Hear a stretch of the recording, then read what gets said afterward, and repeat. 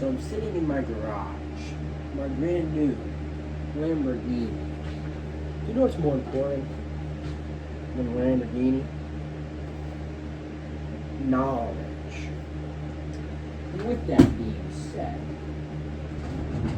today we're going to be getting some knowledge on the LA Rams. Before that, we obviously got to do the fit check. I might be wearing this fit for a couple of videos because I'm recording it a lot on the same day. Eagles hat, Quinn Animal base shirt, and jorts. I wear this combo quite a lot. I realize I like this combo. And and the glasses too. So let's get in with it with the offense. But you know the drill. We're starting with the offense. Matty Ice. Pick six Stafford. The all-time leader in pick sixes, tied with Brett Favre, of course. Now, Matt Stafford. Now, do I have my opinions about Matty Ice? Yes. And if you asked me last year what I thought of him, I would think he is an average quarterback. Because that's what he was playing at. I mean, if you look at even his stats, his film from the years before this year, he wasn't as good as he was last year. Like, last year was kind of just a one-time year for him. And I'm not going to say he can't be as that good of a quarterback again, because he definitely can be. We've seen quarterbacks have great back-to-back years. I'm just saying, don't be surprised if he's not. Because, yeah, I mean, last season he was absolutely phenomenal. First time in his career leading the league in passing yards. Even the year he had 5,000, he did not lead the league. But yeah, I mean, if we're going off pure stats, he definitely deserved the MVP last year. So my opinion about him from last year has definitely changed. I am high on him this year as long as he can stay healthy. Like, he's one of the best quarterbacks in retrospect.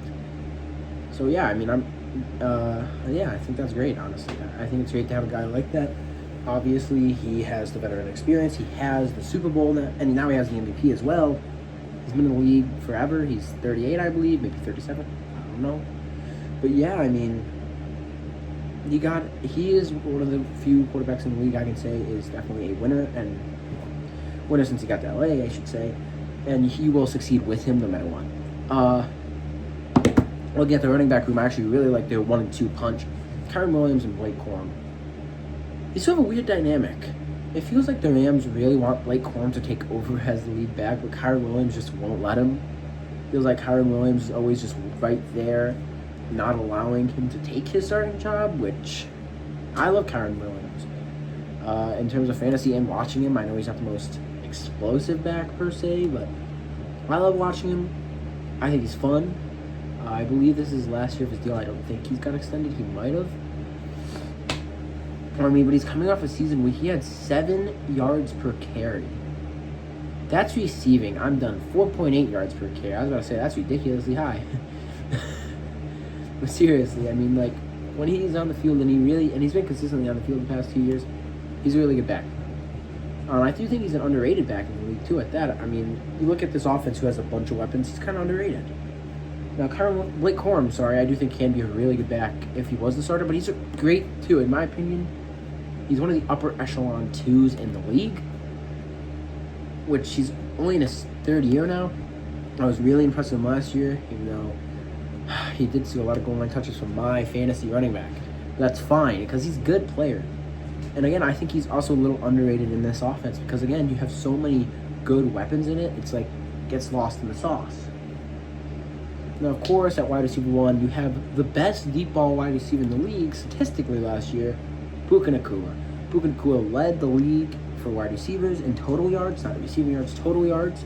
He led the league in catches as well. I mean, what's not to like about this guy? Ignoring off the field antics. I'm going to make that very clear. Listen, if he can stay out of trouble, first off, he's really earned that extension. I understand why he didn't get it this year, because he was trouble on the field. But, I mean, when he's on the field, he's great. There's a reason why in his career he has the most yards per game out of any wide receiver ever, which is crazy. And last year he really did step it up, and playing only 16 games, 1,700 receiving yards with 10 touchdowns, both career highs. Targets 166, career high. Receptions 129, a career high. Career highs all across the board for him because he is just that good of a player. In my opinion, he had the catch of the year as well. There's the Panthers, where it was like, great catch, great deep ball guy. In my opinion, Puka Nacua is the most well-rounded wide receiver in the league on the field. Again, I gotta stress that because I know he's done a lot of off-the-field antics. At least he's seeking help. I'll say that.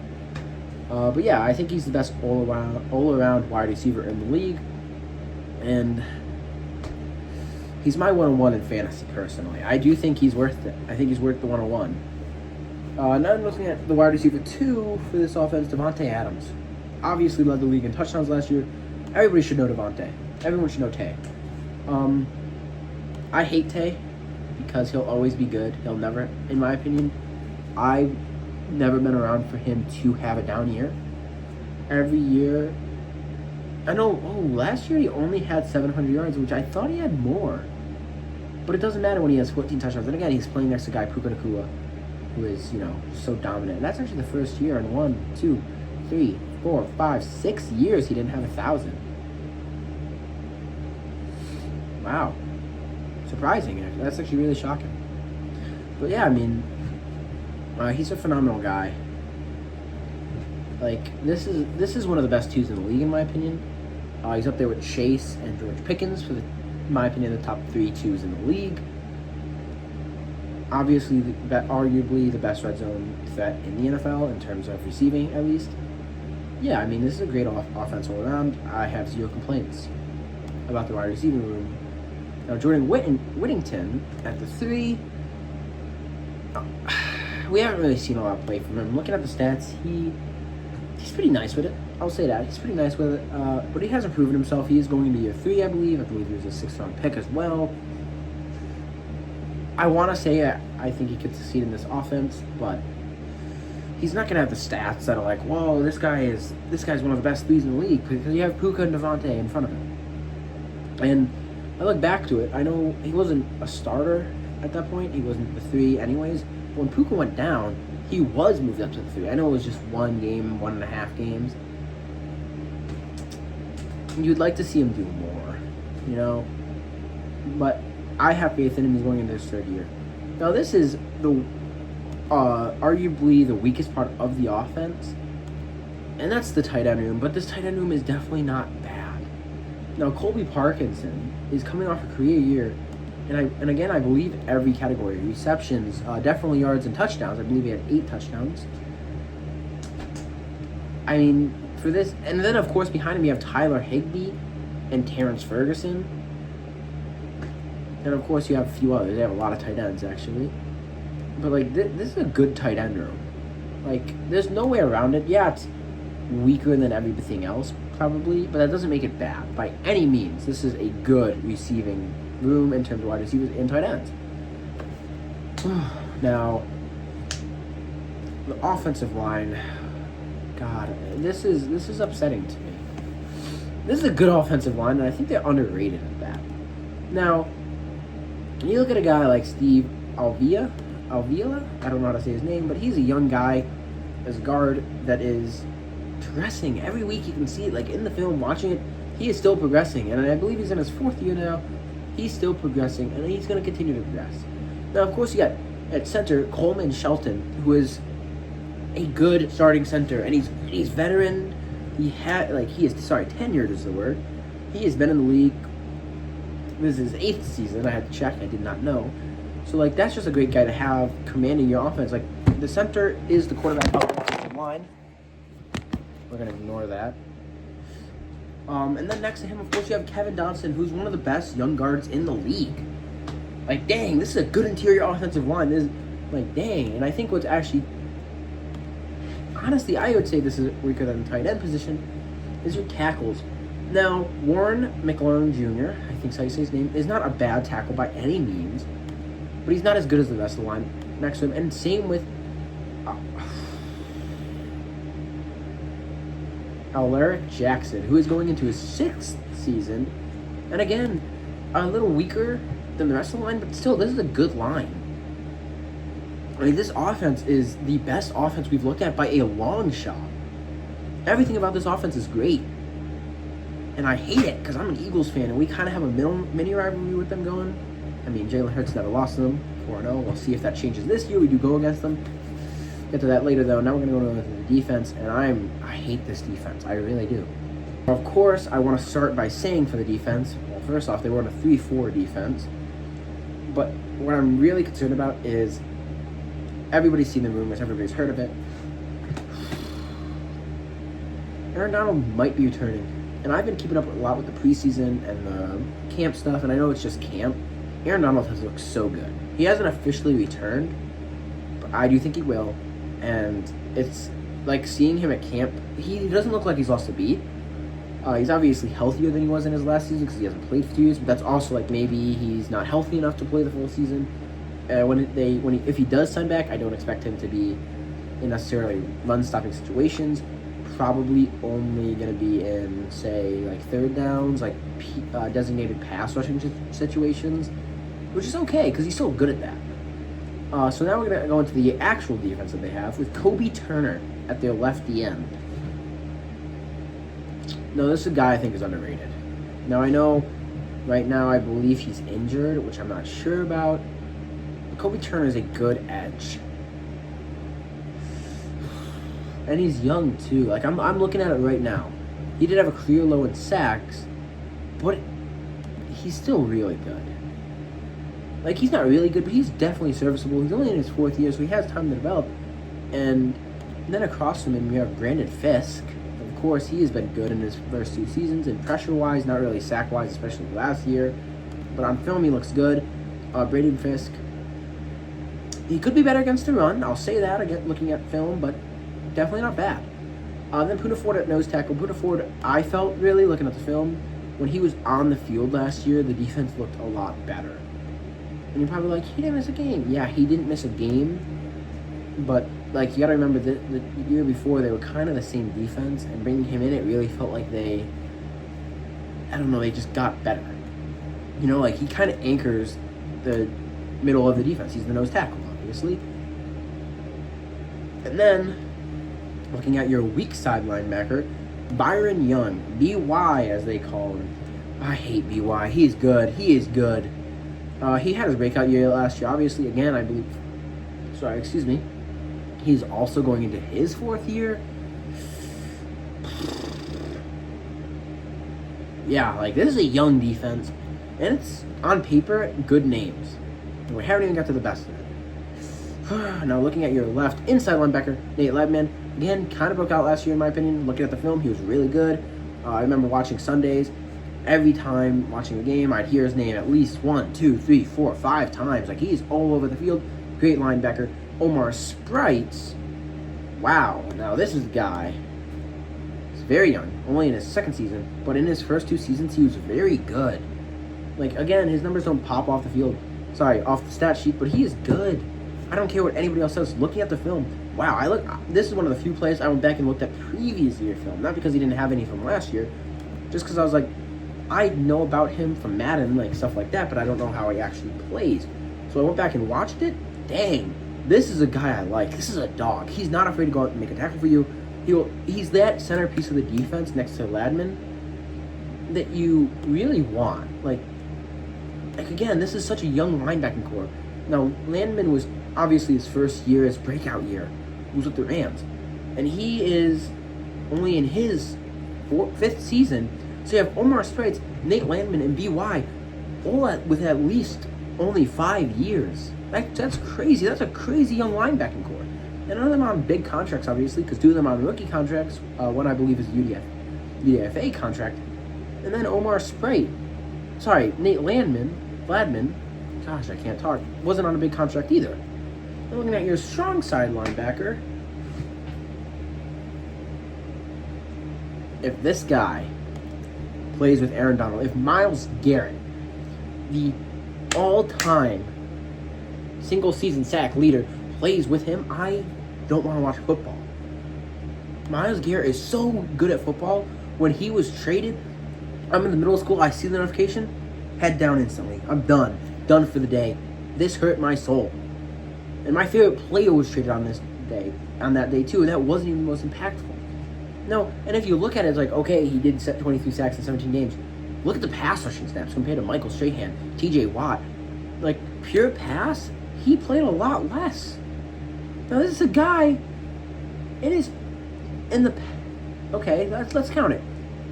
Ever since his rookie season, 23, 14, 14, 16, 16, 12, 10, 13.5, in his rookie season, he had 7. In 11 games, by the way. Like, this guy's ridiculous. I can go on and on about Myles Garrett, the true MVP of last season, in my opinion. This is scary. And I'm not trying to discredit the Browns, but now he's on the best defense he's ever been on. He's going to be next to Poona Ford, Kobe Turner, Braden Fisk, Byron Young, and maybe even Aaron Donald. Like, this is crazy, this defense. That front line, like, I pray for opposing QBs. I'm not going to come out here and say, oh, Myles Garrett's going to have 30 sacks. No. Myles Garrett's going to have a great year, though. Like, that's undeniable, undisputed. He will have a great season. As long as he can stay healthy. I know he gets a little banged up right now. I think it's his hamstring, maybe? I don't know. I don't care. It's Myles Garrett, the best football player on earth. And now, I hate this too, because again, I'm kind of a Rams hater. They fixed their weakest link from last season on the defense. Trent McDuffie, Jalen Watson are brought in from the Kansas City Chiefs. Obviously, Trent McDuffie was a trade, and Jalen Watson was a signing. Oh, that's so much better than what they had last year. I'm sorry, I know he had a few good weeks last year. Emmanuel Forbes, I knew he wasn't going to be good. Again, Eagles fan, I had to watch him a lot because we played the Commies. He was bad, right? And you're moving on from, I can't think of his name, he's in Dallas now, too, who Jalen Watson is definitely an improvement over, in my opinion. So you get Trent McDuffie at your right corner and Jalen Watson at your left corner. Now, we can see what these two can do with a good pass rush. With a good pass rush, these are one of the best corner duos in the league, and that's crazy because Jalen Watson was a 7th-round pick. Now, yes, does Trent McDuffie do a lot of that lifting? Yeah, sure, whatever. They're a great duo. Like, these two are great together. Now they get to play behind, again, Byron Young, Braden Fisk, Kobe Turner, Poona Ford, and of course, Myles Garrett. Wow. And then you look at the safety room. Cameron Curl and Cameron Kitchens, obviously a good safety duo. We saw them kind of have their breakouts last year. Obviously, Cam Curl is the free safety. Again, before last year, he wasn't really anything special. He really did, in my opinion, have his breakout last year. Looking at the film, there's another guy I went back and looked at. He's definitely a good free safety for them to have. You're looking at your strong safety is Cam Kitchens, who is only in his 3rd year. And Cam Kitchens, he was good in his rookie season. He was even better last year in terms of coverage. He's kind of a ball hawk, kind of not. But, like this is a guy, I'm looking at his stats. I know I don't typically like to look at stats, but this is a guy that on the field is kind of locking up his side of the field and going out and making tackles, so you kind of have to look at the stats. I hate it. And then, of course, at your nickel, you have another guy that actually rotates to safety, Quentin Lake. Now, again, Quentin Lake is only going into his 5th season. He just got extended. Tom Brady's 6th-round pick of the year, by the way, may I add. Now, last year, he only played in 10 games, but there was a big difference from when he was on the field and when he wasn't. When he was on the field, they were a much better unit. And when he was off the field, you could feel that. Now, again, his stats don't pop off at you, but, again, you look at the film. Like, looking at film when he was there, so much better than when he wasn't there. So, again, as long as this, very much like the offense, as long as this defense can stay healthy, they're the best defense we've looked at, too. And I don't typically talk about it, but I want to talk about it for this one. The special teams. They fixed their kicking situation with bringing in Harrison Mevis. Obviously, they brought him in last year, and he was good for them. I don't believe he missed with them. Maybe once or twice. I'll take a look right now. And by the way, he is also going to say, yeah, he went 12 for 13 in just 9 games. 75 points in 9 games. Like, they fixed it. And there's no way their like punt return and kick return can be worse than last season. I refuse to believe it. This is the best team we've looked at on paper yet, both offensively and defensively. This team is very good, and it's scary. Well, we're going to go into offseason additions, and holy, there is a lot. And of course, I already talked about it, Trent McDuffie and Jalen Watson come in and won a huge blockbuster trade and a pretty big contract signing of 3 years for Watson. And then, of course, they re-signed Cam Curl for another 3 years. They bring back Tyler Higbee, of course. And the one I really, really don't want to talk about, Myles Garrett. After them picks, he's worth the picks. Obviously, you did get rid of Jared Verse, who, if you actually look at it, the second half of the year, Jared Verse was really rough. I don't know if he was dealing with an injury, but compared to the first half in his rookie year, he was definitely a worse player. That doesn't mean he's a bad player. Myles Garrett is a huge upgrade. And honestly, I normally don't talk about what he's given up in trades, but a first, a second, a third, and flipping, I just said his name, number 8, Verse, they're not worth a Myles Garrett. A Myles Garrett crushes that value. And the fact they got Myles Garrett from that, bravo to the front office for getting that done. Bravo. This is great. This is the best offseason of the entire league, in my opinion. And I know we're doing it a little differently. We're going to jump into the draft, because the draft actually works very well in hand with this. Rams obviously didn't have a lot of draft picks. And the reason I wanted to do it with the free agency is because free agency, those are all win-now moves. But this, on the other hand, is kind of a sit back and wait for the future for when everybody retires or leaves free agency, and I love that. You got Ty Simpson in the first round, a bit of an overdraft. But he's sitting behind Matt Stafford. If he can win the second job, I know Stetson Bennett has the job right now. That's a great depth pick, and obviously that's for the future. And same with Max Clare, and Keegan Toast, and C.J. Daniels, and Tim Keenan III. All of those 5 picks, which are the only picks, are all going to be depth, or development. Like, I look at Max Clare, that's going to be developmental. Ty Simpson, developmental, and Keegan Toast, developmental. Obviously, the other two are hit or miss. Kind of just draft whoever is your highest on the board. But I really like this draft. I know not going to have a lot of rookie impact, probably the least in the league, honestly. But in my opinion, along with free agency, and so their free agency class and their draft class, I would give them an A. That's high. That's the highest I'll give out off season. I know I don't typically grade it, but this is an A plus at that. Like, bravo to this front office. Like, this is a great free agency and a draft. I'm jealous. I really am. This is great.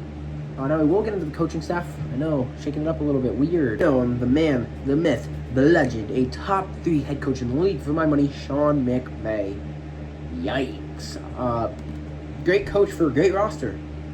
We all know who Sean McVay is. He's been with them for 9 years now. This is his 10th year. We know he's a good coach. He's already brought them to 2 Super Bowls and won one. Now, this is something I did not know. I must have missed this. The assistant head coach is Cliff Kingsbury. What? I knew he left the Commanders. I did not know he went to the Rams. That's shocking to me. And again, I know they don't mention that stuff, but yeah, okay. Now, looking at your offensive coordinator. I'm sorry. Nate Shielhassy? And of course, he was the passing game coordinator last season, got promoted this year. I can't think of where the offensive coordinator went off the top of my head.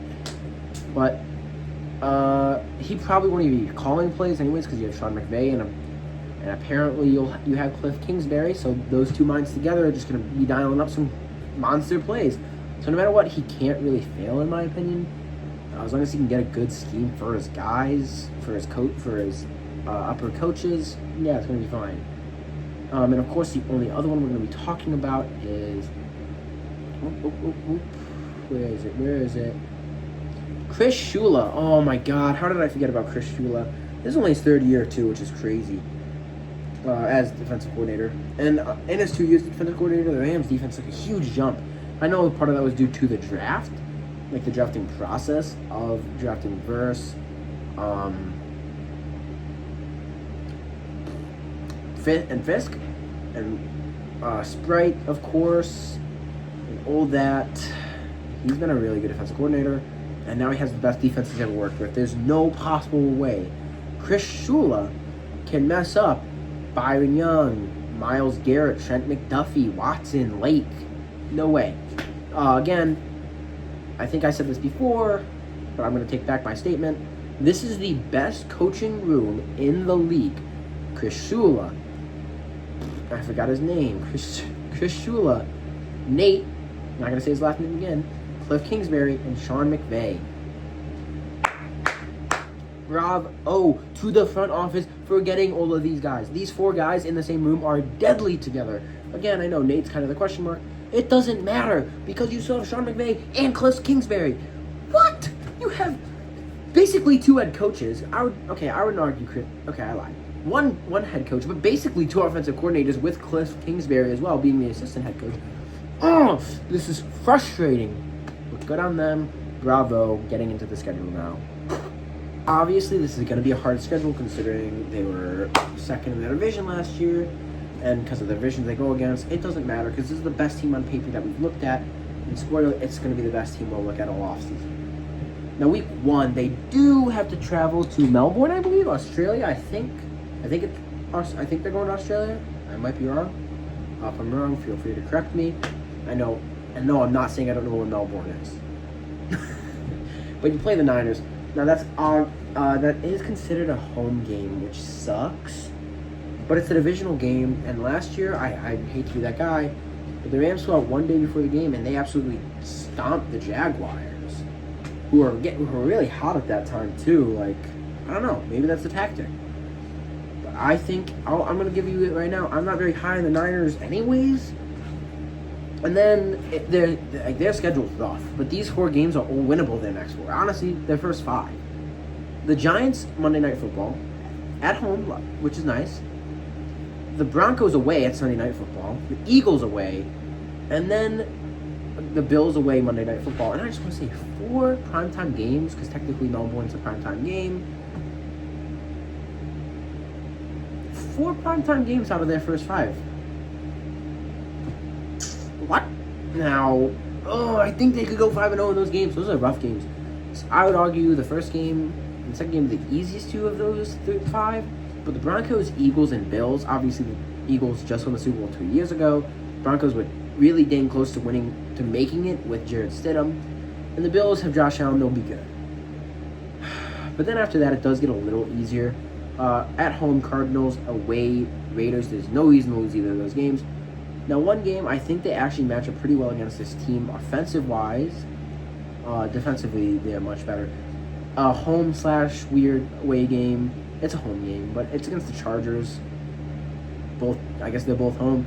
Again, you should win that. Then you should win the next 2 as well going into the bye. Commanders and Cardinals. Again, you have no reason to lose to them. I don't care that they're away. Unless Jaden Daniels is balling out of his mind playing MVP Tom Brady football. You beat him. Ooh. Now you get your bye week 11 a little late. I'm kind of worried considering this is an older roster. But then coming out, you have a rough end of the year with home Thanksgiving prime time. So Thursday night against Green Bay. And then next week, Thursday night, against the Chiefs. Well, that's weird. Back-to-back Thursday night games, especially after the bye, is kind of crazy. Both home, and the Niners away, Cowboys home, Seahawks on Christmas. Oh, that's your first Seahawks game. That's weird. Bucks, 17. And then 18, of course, you have the Seahawks. So that's a really hard schedule, but this is the best team on paper. Now, I'm going to give you a quick record prediction, floor and ceiling. Now, honestly, if you want me to be... This sounds like I'm being unrealistic, but realistically, they could go 16-1, 15-2. So I'm going to put their ceiling at 15-2. Floor is 12-5. And I'm going to predict them to go 14-3. I feel like there is a lot of 50-50 games here. Again, I'm not too high on the Niners, but they could drop one to the Niners. They probably will drop one to the Seahawks. The Eagles, Bills, and Broncos are going to be rough. So, I mean, who knows? So, yeah, I have them going 13-4, which is currently the number 1 seed in the NFC. Thank you guys for watching. Spread some love today. Love you all. I'm going to say this in the video. I'm going to give you a bold take here. They win the Super Bowl. I don't see any team matching up against them already, like, without even looking at it. I think they win the Super Bowl. So, that's your prediction.